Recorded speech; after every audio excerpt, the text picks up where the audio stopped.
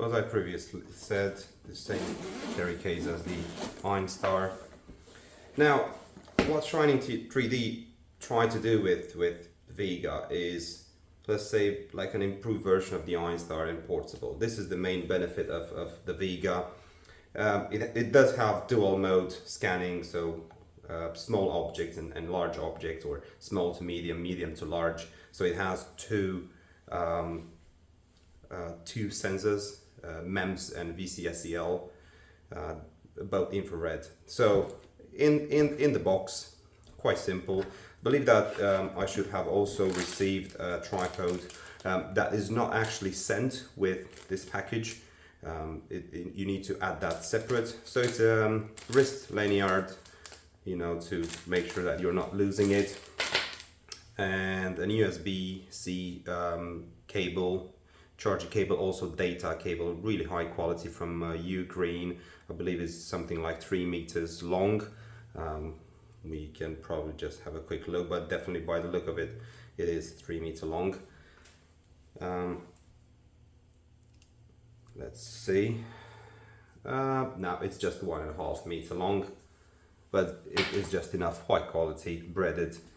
Now, before we touch the scanner, let's have a look on what's inside here. Definitely the calibration board. We'll do a calibration together, 2 sides, white balance and the pattern density, and nothing in here, and probably some markers. Let's see. Yep, big markers, plenty of them, about 10 sheets of markers, and another 3 or 4 sheets of small markers. So plenty of them if you need them. It's capable of scanning dark objects and shiny objects till a point, probably. We'll see while scanning. We will definitely use it these days. So this is actually a series of what I'm actually doing and the way I'm using the scanner on real practical scans. So I won't be scanning figurines and that kind of stuff. I will be scanning this as just as a quick test to see if the scanner, you know, works properly out of the box. So yeah, there's now they've changed this. It's not the bust that we're used with, and it's the space. Keep showing it. Yeah, looks good. Different colors and texture basically, and plenty of features, so it should be fairly easy to scan it. We'll see, because I've got a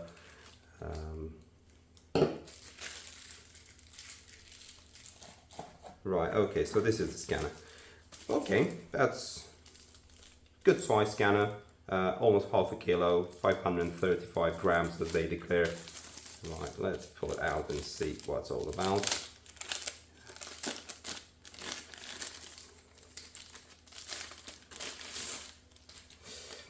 In terms of design and the quality, I have to admit that is spot on. Like, there's nothing to complain. High quality.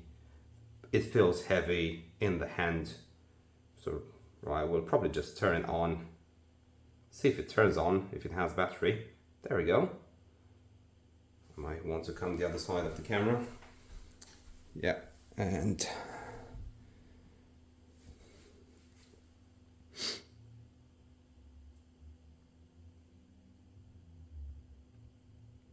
it looks like a high quality screen. I think it's a 2K screen.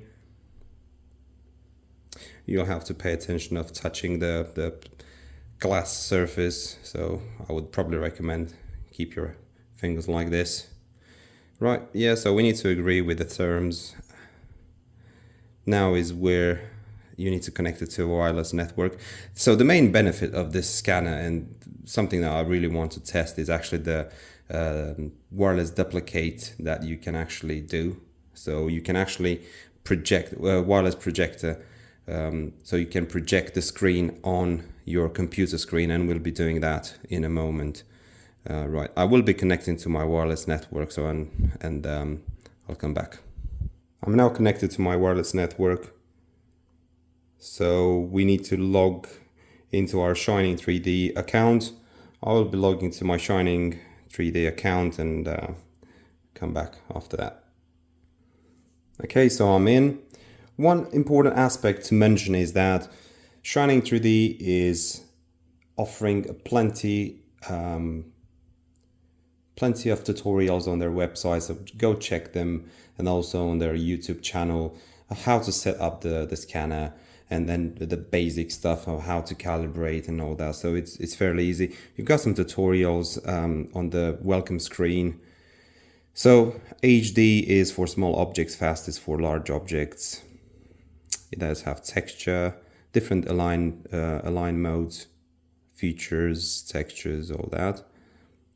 How to adjust the brightness according to the distance, working distance. Of course, data quality indicator should be a standard already. And your where your models are being saved. Yeah, so literally the tutorials that are saved here in this in the device kind of take you through the main features of the scanner. Okay, get started. So what I want to do is actually see how it scans out of the box, the sample model. And during the next days, I will actually use the scanner to scan the real parts I'm working at currently. So I'm building my own track car, and I'm also having an electric ride-on car I'm working. So I will be scanning that, and I'm going to compare the quality of the scan with the Einstar. I've got also scanned them with the Einstar, and I want to see the difference, mainly the small objects where the Einstar, as we know, is kind of lagging. Okay, so I'll get the table ready for the scan for the sample model and see how it goes. While I was getting ready for the scan, I just received a notification that there's an update available. I knew that a new update will come to fix some of the bugs. Mainly, I think that they want to increase the frame limits to 10,000 from 5,000, and some battery draining issues. And yeah, we'll probably find out later when they will release this officially. But it just popped on my screen now, and yeah, let's try to update. Is 1.3 gigabytes. It says fix some bugs. Let's try an update. It says start downloading files, and I don't know if we can actually follow that somewhere in the menu. Yeah, we will probably just wait. A very important aspect I want to check with the scanner while I'm gonna work with it these days is the battery life and the memory utilization. So I will pay a very close attention to those. I'm very interested in the small object scanning, like a caliper size, or even smaller than carburetor, proper car parts. So that will equate with kind of the same size as this figurine. And that's something I couldn't do with the Einstar, and I will try to do with this. I'll keep you posted with the progress. I don't know what's going on with the update, but what I want to do is actually do a calibration. So suggest to recalibrate. It suggests us to calibrate. Oh, software update. There we go. Downloading. 95%. So let's just wait for the software update to happen. That's a good stuff that they are pushing is over the air. So they are pushing the update automatically. The battery, when I've opened it, was 85%. Now is 80%. So we'll be doing a calibration. The software update file has been downloaded. You want to install it now? Yes. There we go. So you can watch live that the new software update that they've been promising is happening. Shining 3D is working hard in the background, and I had a good collaboration with them with the Einstar. Each time I've tried to fix some issues with the Einstar, they've been responsive and they've replied to my emails, and they provided fixes. So from that point of view, the customer service is up to the point. Okay, it looks like it's a big update. So this thing is made to be, operated with two hands. And to be honest, one-handed could be, could put some strain on your hand after long use. I mean, you can use it for a couple of minutes, not a problem. Probably the best thing is actually to stick a tripod on it. I do have a small one here, and that could probably do the life easier. I need to probably get myself a proper tripod. So in this format is not too bad to play with it. There we go.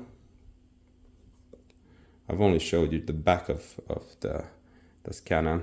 So this silicone case can pop out. I could probably do that to show it to you. There we go. It's titanium, aluminium case. Really nice, lovely quality. It does have an USB port here. Another function that I want to test is actually the usage of a power bank while scanning. So they reckon you can plug a power bank and scan while charging. So that's a very important feature that I want to test. There we go. We're fully up to date. We need to calibrate. Start calibration. Please place the calibration board on a flat surface as shown and prepare the bracket for use. Yep. Move the scanner vertically to eliminate all blue areas. Start.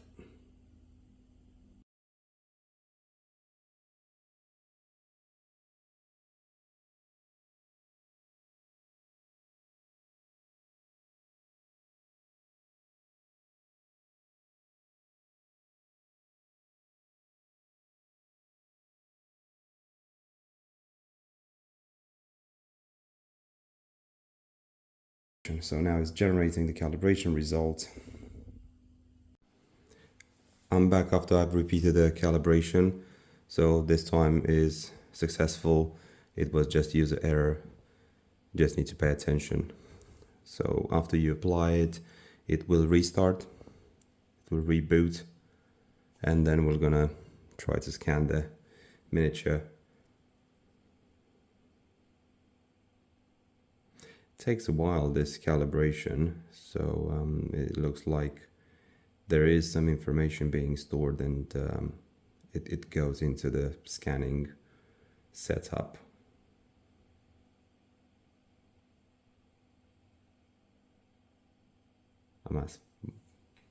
Might fast forward this one too.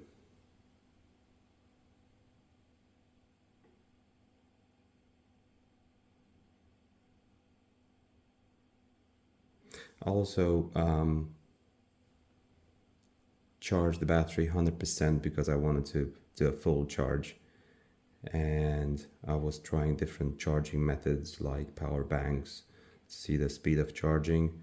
Definitely want fast charging, 65 watts fast charging. I do have a 50 watt, 45 watt charger. That definitely made a difference. So now the battery was 100% before doing the calibration. Now it was 86%. We'll do a scan and see how it goes.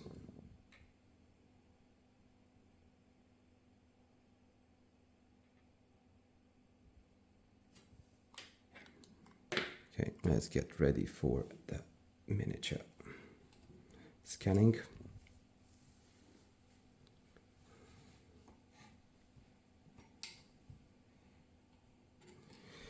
Okay, so let's see how it works. I'm curious, to be honest.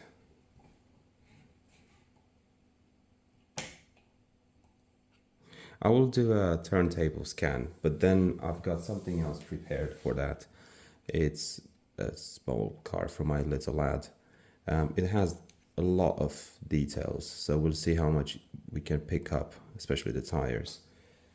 Okay then, so the interface is quite intuitive and simple, and I believe that they are still working to improve it. It looks fairly simple compared with the EX-Star from the Einstar. So for the small scan, we only have the brightness adjustment that is actually a slide bar on the side there, and data quality indicator or texture display. That's it. That's everything. And on the right hand side, we've got the if you want to acquire the texture colors, yes, and the align mode. We're going to keep it in feature mode, and that's it. There's no working distance or focal distance to be adjusted. Is a single frame fixed field of view that is 143 by 120. It is quite small, so this scanning mode, it is for for small objects. It's not actually for medium objects. I will give it a go with this as being considered, let's say, small to medium, and tomorrow when I'm going to scan more, I'll try something bigger in the small scan mode or HD mode. So let's play. It says that it's too far, so we'll try to bring it closer. Oh, definitely it wants to be closer than that. I might just hold it in my hand, to be honest, at this point, and just try to rotate. I'm in the correct working distance.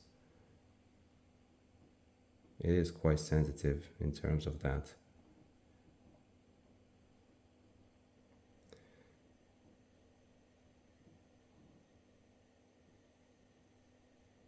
What I have observed during the calibration and after the calibration, I took a little bit of time to look and familiarize with the interface, and I just went in between the scanning modes, and I'll just probably take off this and just do a hand scan. Let's see how it goes. Is it able to pick up? Yep. So I'll just do it manually.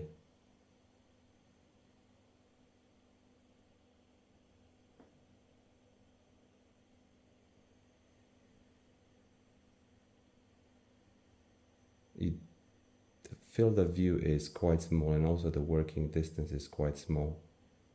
So you need to keep it fairly close to the model.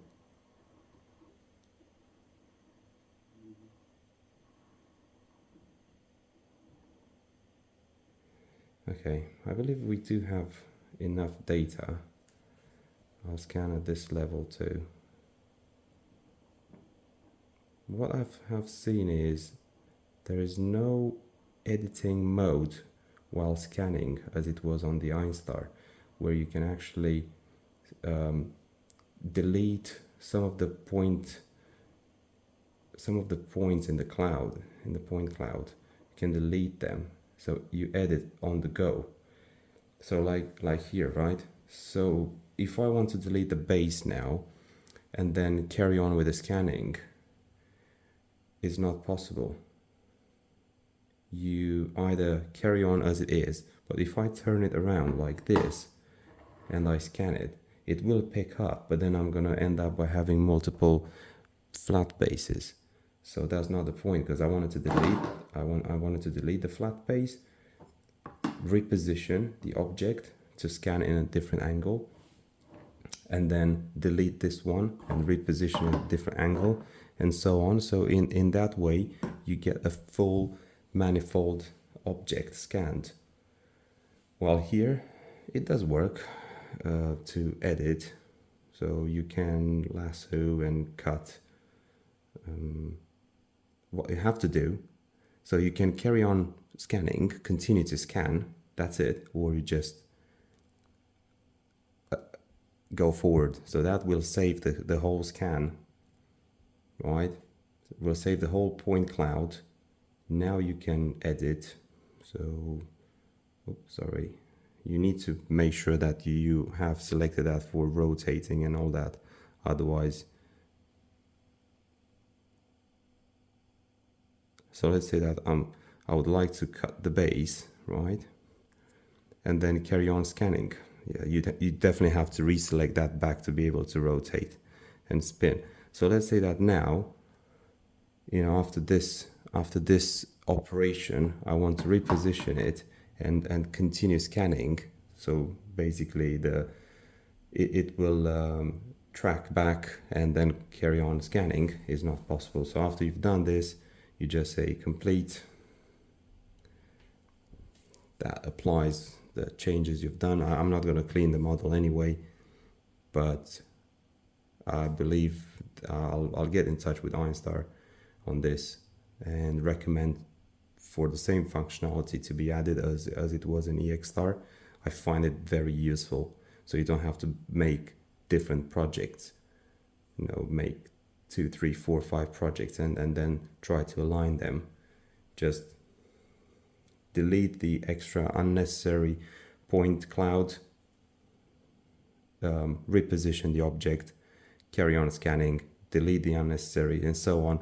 So you can turn it on all upside down, all the sides, and you get the full object at the end.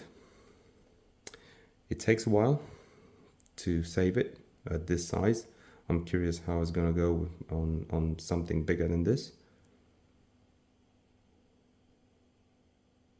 So this is before meshing. This is not meshing.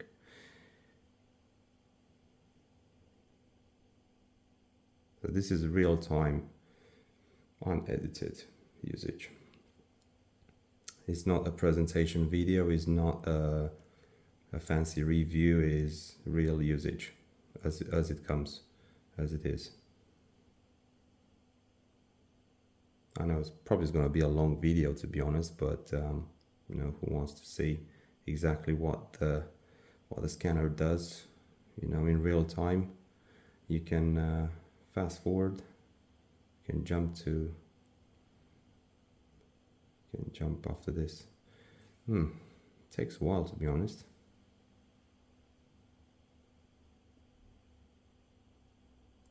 Battery level is 79% now. You can probably see, yeah, 79%, 16% memory used. I wonder why it stays that long, because it's just a small object.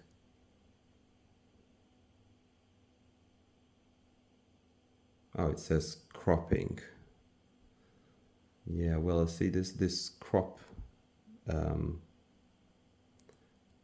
action in EXstar, you could continue scanning after you've done this, you know, this crop, deleting unnecessary data, carry on, rescan different areas that you've probably missed, and so on. Well, this is just, it takes it to the end, to the meshing. Probably I'm not gonna play Einstar Vision today. I'll keep it for something more detailed. You're not able to save full resolution in here. You need to transfer the files in Einstar Vision, and it will be done there. It's just because of the processing power. But anyway, this one packs a lot of hardware in it.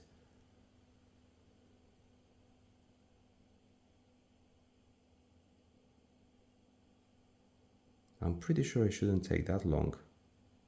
Right, I believe this is what they are addressing now with the update. It says that they found this, so if it loses track, okay, then it takes forever to save.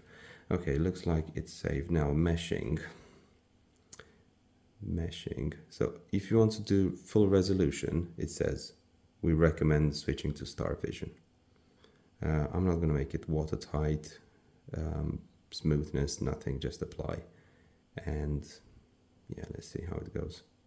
So yeah, this is one of the bugs that they are addressing in the new update, is this long saving period or post-processing is a small bug they identified and they are working on it. Then is the battery management, and the third one is the frame limit. There's a limit on the frames you can scan. Okay, so we have something. It doesn't look bad at all. So it's quite capable. It is a capable, definitely a capable sensor.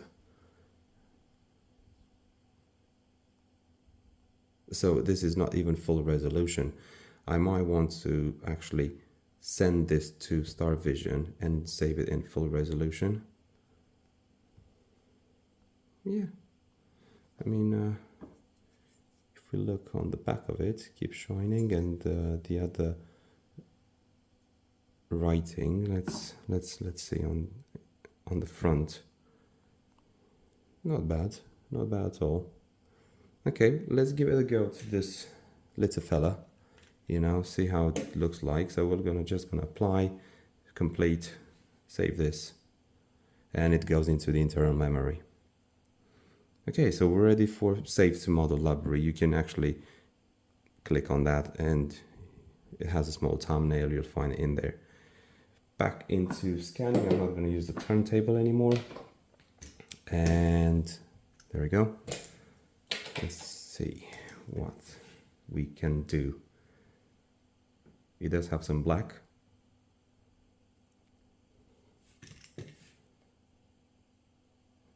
I might want to leave it on the turntable just because it's easier to turn it around. Otherwise, I'll need to walk around it. So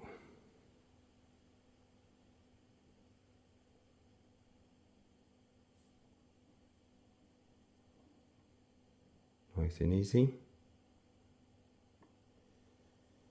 Pure black will be hard to be scanned with any infrared scanner. We should know this. Yes, darker colors, yes, but if it's like pure dark and it's even shiny, then shouldn't be any kind of expectations to that. I don't really have any kind of expectation.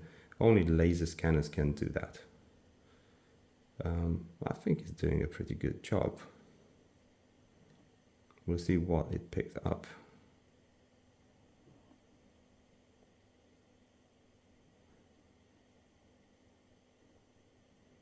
The field of view is definitely the downside. I hope I can propose an improvement on this, and I'll probably keep that for the end of the video, where I'm gonna just summarize everything.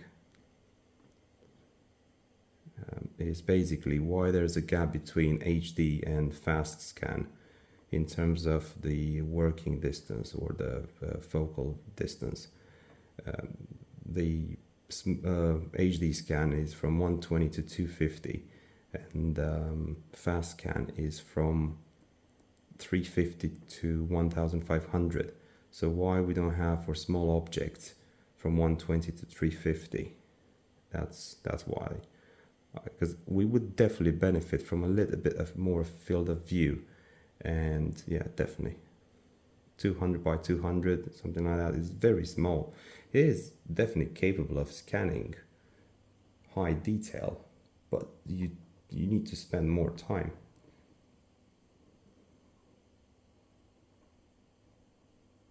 Okay, I've been trying my best with this. Probably one of the best examples I can choose in terms of details and features. Also has some black, so let's pause this. These are just quick scans, so I'm not gonna probably bother too much. Okay. I've got some springs and dampers in there. So save. That was quick, definitely better than last time. Okay, let's crop it and cut this base. So we need to cut, lasso, and I know I'm gonna take some of the wheels, but That's not what I'm looking at. Okay, complete.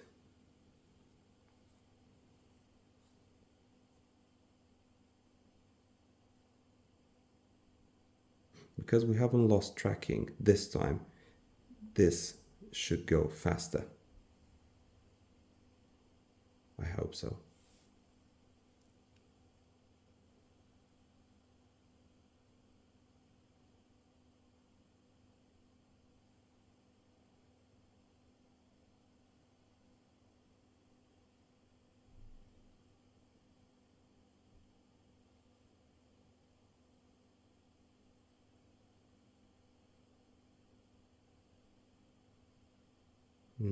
Not really. Looks like the same. So in the meantime, just to show you the level of detail of this plastic toy, has some springs and dampers, a bit shiny and black and green, white, different features, texture, plenty of. I think I've tried to scan this with the Einstar once. It came out really bad. I've tried to scan it with the small object mode of the Einstar, and it couldn't. There's a trick to actually make the Einstar track the small objects, and that's you put some like uneven surface underneath, like a textile material, and it tracks the base rather than the object, and then you manage to get something. Okay, so real-time usage of the Vega. Battery level 72%, 16% RAM. It's doing its magic. You know, it's definitely not. It's a great scanner in terms of the size and how much they could package in it. And the fact that it is portable, you can scan outside in the sunshine. We'll give it a go tomorrow outside. We'll try to scan, I don't know, a tree or a sculpture. We'll find something. The fact that you can actually charge it with a power bank on the go if needed. You can put your power bank on the in the pocket and just you're gonna have the cable sticking out, or grab. So it's definitely for two hands. If you want to do like swinging and all that while scanning, probably it's not exactly for that. Okay, so we're here again. If we try to mesh at maximum resolution, it won't let you do it. So the maximum now is 0.25, and I'm not going to smooth anything and just apply.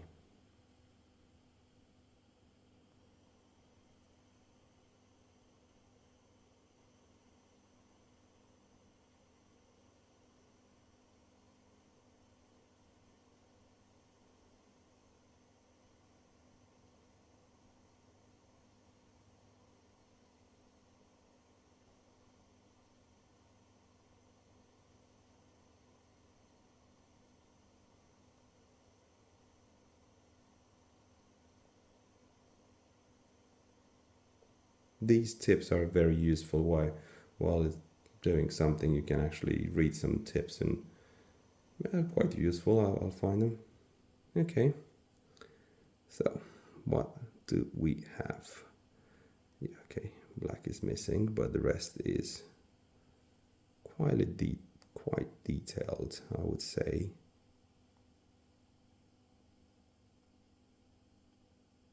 Definitely a bit of scanning spray would solve this.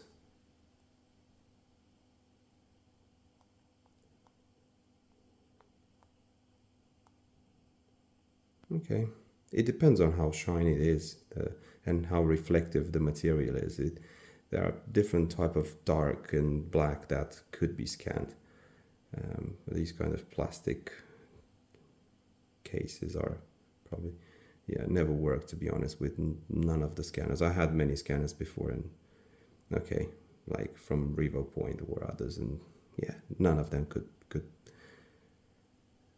capture that. So I'll just apply and complete, and I'll save it. So that ends my small object scanning, small to medium. I'll wrap everything up and finish this. Tomorrow I will give it a go on some bigger objects. Okay guys, so this was my, let's say, honest review and unboxing of the scanner. Nothing edited, nothing prepped before, no script, no, there's not a promotional video for the scanner. It is how it is. As I've pulled out of the box, I've tried to use it and just basically get used with it and, learn it. I believe that is quite intuitive and simple to use. Nice interface. Definitely, I would say it's, the software needs some updates, and probably they will come. I know they are working on them. I got one when I opened it up, but I don't know for what it was. It was just they were saying that it's for small bug fixes. I believe that is a good piece of kit. Everything packed in this size, and it's portable. Definitely, it's a big asset for who wants to be portable. Plus, if you don't have like a very powerful laptop or PC to do scanning, this has them all. So, but if you have a strong PC and then you've got the Einstar for medium large objects, that's plenty enough. So if you only need a small objects scanning, you need to go for this one. I cannot, make a conclusion now over the whole scanning experience with it, because I still need to scan some large objects, medium large objects tomorrow, in different conditions, outside, inside. But yeah, keep close, because I'm gonna bring some other videos like proper scanning, and also we're gonna look at Star Vision software. See you next time. Stay tuned, follow the channel, and yeah, together we'll probably improve this.